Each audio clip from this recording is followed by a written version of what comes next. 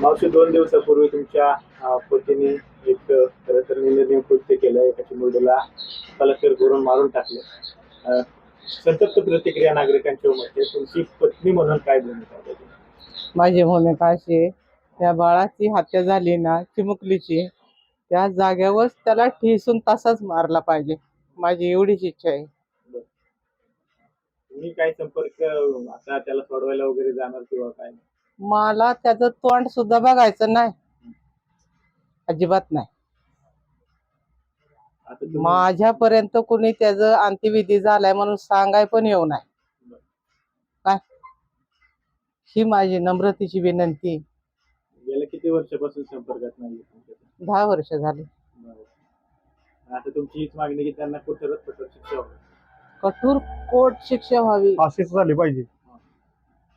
फाशी नाही तर कठोर मग त्याला नुसती तिथं शिक्षा ठेचून मारलं नाही, पाहिजे त्याला.